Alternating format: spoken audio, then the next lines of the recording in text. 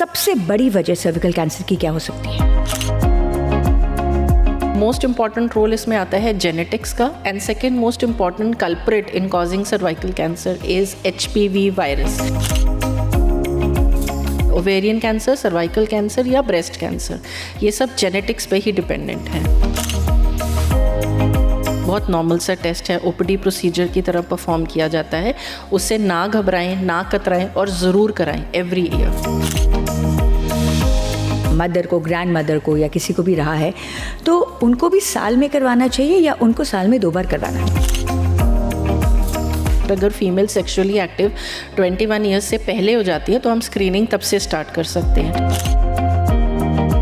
ये बहुत ही आसान प्रोसीजर है, इसमें कोई दर्द नहीं होती और इसमें कोई रेडिएशंस नहीं है। साल में 1 बार ये ज़रूर कराना चाहिए। तो इसका जो खर्चा है वो कितना आता है? 4 प्रकार के वायरस हैं जो सर्विकल कैंसर कर सकते हैं। और ये वायरस आपने बताया किस तरह से आते हैं, या फिर मल्टीपल सेक्सुअल पार्टनर्स होते हैं आपके, या फिर वजाइनल इन्फेक्शन। डॉक्टर गर्वता, 2022 के अगर आंकड़ों की बात करें तो 6 लाख में से तकरीबन 1.25 लाख जो इंसिडेंट्स रिपोर्टेड होते हैं वो इंडिया में हुए हैं। इसकी सबसे बड़ी वजह क्या है?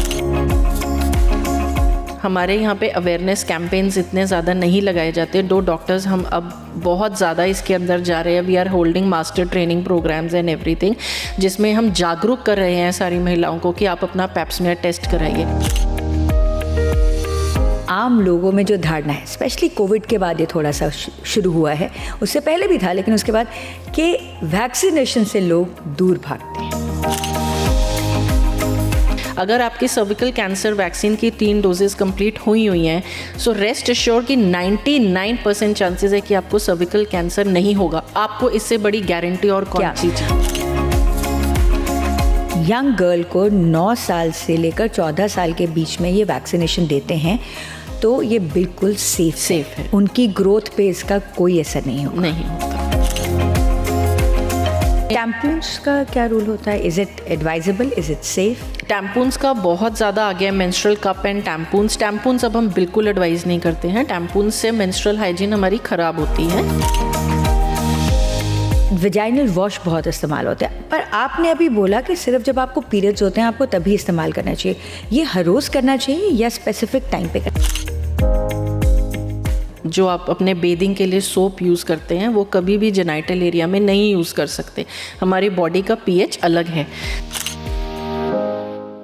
सर्विकल कैंसर, WHO के मुताबिक हर साल तकरीबन 6 लाख के करीब सर्विकल कैंसर के जो केसेस हैं वो दर्ज किए जाते हैं और 50% महिलाओं की सर्विकल कैंसर की वजह से हो जाती है मौत।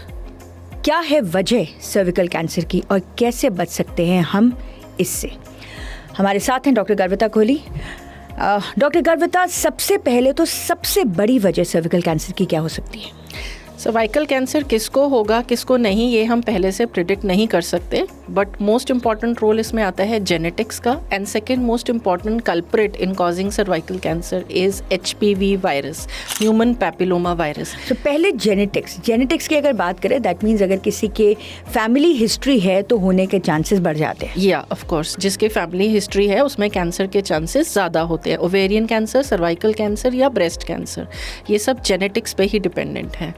और कितने प्रतिशत होता है? देखिए, ये तो बड़ी अगर बात करें तो जिसके भी फैमिली हिस्ट्री रही है तो उनको तो बहुत फूंक के कदम उठाने पड़ते हैं। बिल्कुल, इसीलिए एक रोल आता है सर्वाइकल कैंसर स्क्रीनिंग का। हम यूजुअली वैसे भी फीमेल्स को सबको एडवाइस करते हैं कि आप अपनी regular screening every year Pap smear के थ्रू, जो कि एक बहुत नॉर्मल सा टेस्ट है, OPD प्रोसीजर की तरह परफॉर्म किया जाता है, उससे ना घबराएं, ना कतराएं और ज़रूर कराएं every year cervical. America and Europe में सर्वाइकल कैंसर के जो केसेस हैं उनका डिटेक्शन रेट बहुत ज़्यादा अच्छा है, because they are very regular in their screening methods, methodology. यहाँ पे एक तो अवेयरनेस नहीं है इंडिया में अभी, एंड प्लस अवेयरनेस आने के बाद भी फीमेल्स निगलेक्ट कर जाती हैं अपनी हेल्थ को। They keep their health as a secondary thing, not as a priority, and they are not getting themselves regularly checked. तो अगर जेनेटिक्स की यहाँ पे दोबारा बात की जाए तो अगर किसी महिला की फैमिली में हिस्ट्री रही है कि उनकी घर में किसी भी मदर को, ग्रैंड मदर को या किसी को भी रहा है, तो उनको भी साल में करवाना चाहिए या उनको साल में 2 बार करवाना चाहिए? नहीं, साल में एक ही बार कराना चाहिए। इनफैक्ट स्क्रीनिंग हम यूजुअली स्टार्ट करते हैं at the age of 21 years, और अगर फीमेल सेक्सुअली एक्टिव 21 ईयर्स से पहले हो जाती है तो हम स्क्रीनिंग तब से स्टार्ट कर सकते हैं। तो ये जो पैप स्कैन आप कहते हैं, इसमें कोई रेडिएशंस भी आती हैं? ये एक्चुअली देखिए, ये बहुत बड़ी धारणा होती है कि इसमें कोई टेस्ट कराने जा रहे हैं, उसमें रेडिएशंस ना हो, फालतू में हम क्यों कोई रेडिएशंस ले, इस तरह का होता है? एब्सोल्युटली, इसमें कोई रेडिएशन का कोई खतरा नहीं है। दिस इज़ अ सिंपल, जैसे हम अपने ईयर को क्लीन करते हैं ईयरबड से, इट इज़ अ सिंपल कि हम आपके सर्विक्स के माउथ से थोड़े से सेल्स स्मीयर करके बड से निकाल स्वॉब लेते हैं एंड उसको हम टेस्ट के लिए भेजते हैं लैब में। It is not a painful procedure, it is an absolute simple OPD procedure. So इसका मतलब ये बहुत ही आसान प्रोसीजर है, इसमें कोई दर्द नहीं होती और इसमें कोई रेडिएशंस नहीं है। साल में एक बार ये ज़रूर कराना चाहिए। तो इसका जो खर्चा है वो कितना आता है, या कुछ डिस्काउंटेड भी होता है, या गवर्नमेंट कहीं ना कहीं जो गवर्नमेंट हॉस्पिटल्स है उसमें हो जाता है? बिल्कुल, गवर्नमेंट ने बहुत ज़्यादा स्कीम्स निकाली हुई हैं जिसमें पैप्समियर स्क्रीनिंग प्रोसीजर्स में free of cost government hospitals में आप जाके पैप्समियर करा सकते हैं, और प्राइवेट क्लिनिक्स में भी ये सुविधा उपलब्ध होती है। बिल्कुल। अब हम दूसरा जो पहलू आप कह रहे थे, जो एक और आपने बड़ी टेक्निकल सी टर्म बोली, मुझे समझ नहीं आया, बिकॉज अगर हम लेमैन की भाषा में बात करें तो ये हमारे लिए जार्गन्स हो सकते हैं। दूसरा क्या वजह है जो आपने बताई है? Human papilloma virus, HPV virus के more than 150 type of strains present होते हैं। फीमेल्स जिनमें मल्टीपल सेक्सुअल पार्टनर्स होते हैं या जिन्हें कॉन्टिन्यूस वजाइनल इन्फेक्शंस की प्रॉब्लम रहती है, उनमें HPV वायरस मल्टीप्लाई कर सकता है। उसी की टेस्टिंग हम पैप्समियर के थ्रू करते हैं या HPV DNA के थ्रू करते हैं, जो हम टेस्टिंग करते हैं। इनमें से कुछ ऐसे स्ट्रेन्स हैं जो बहुत नोटोरियस हैं कॉज करने के लिए सर्वाइकल कैंसर, जैसे कि 16, 18, 31।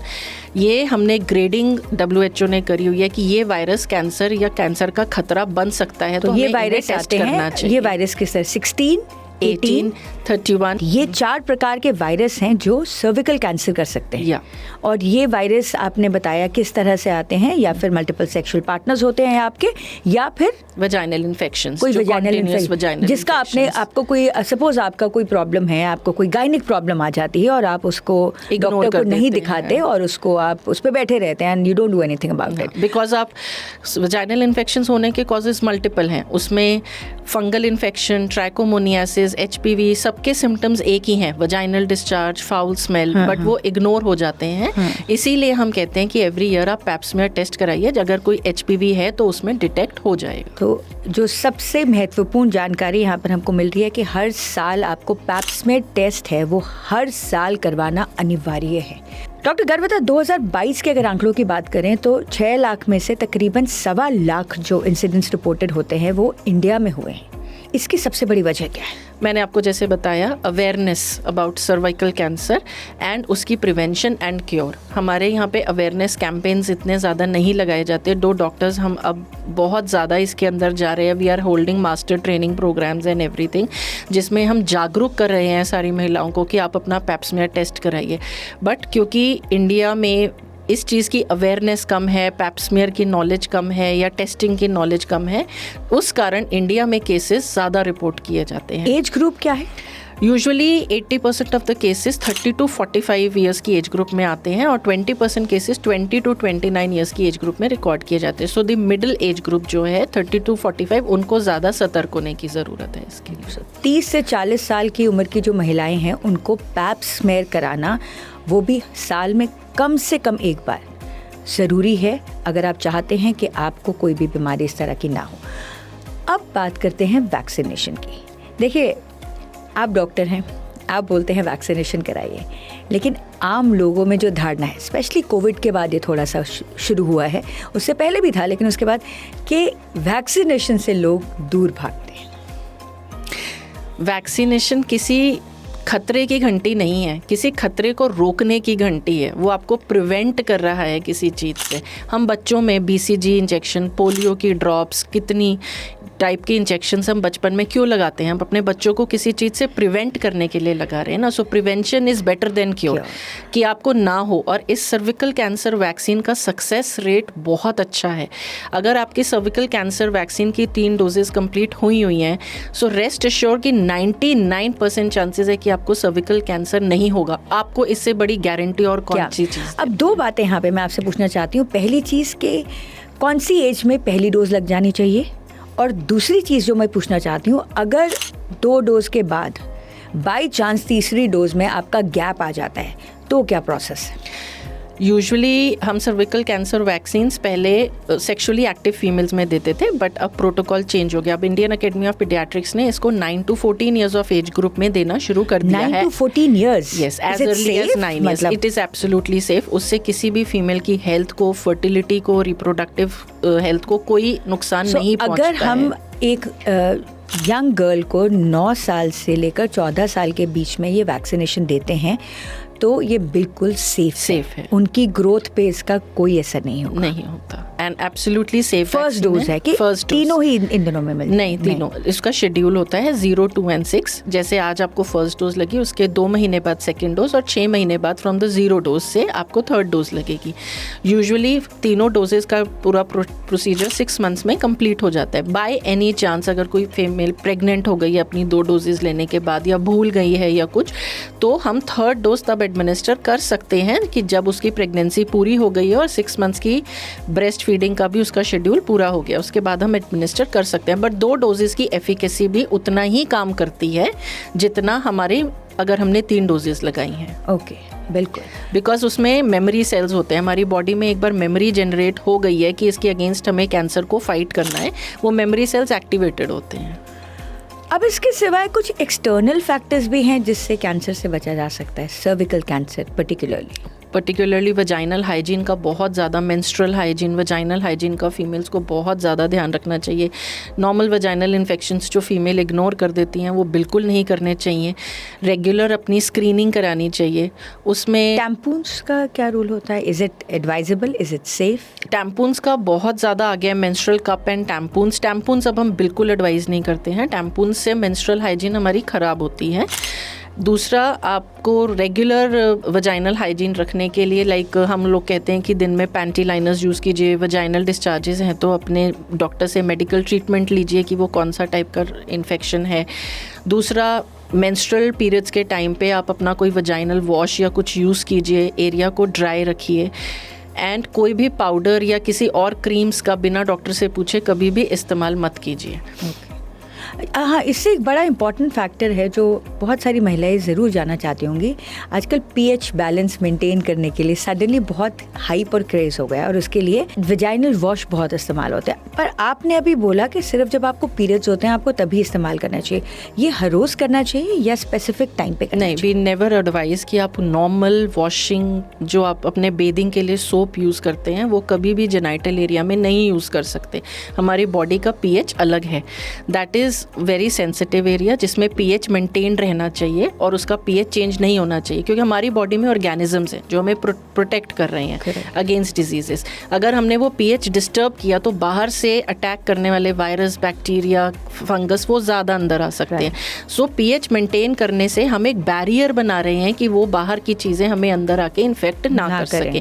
इसीलिए हम जेनाइटल वॉशेस या उनको हम कहते हैं कि यूज करना चाहिए। डेली बेसिस पे भी यूज़ कर सकते हैं, but not with your normal bathing soap and all, जिससे पीएच डिस्टर्ब हो हमारा। बिल्कुल। थैंक यू सो मच, आपने इतने हमें इनवैल्यूएबल इनपुट्स दिए और आई एम श्योर कि हमारे जितने भी व्यूअर्स हैं आज की जो ये इंटरव्यू है इससे ज़रूर अपने आप को सर्विकल कैंसर से 100% बचा पाएंगे। Thank you.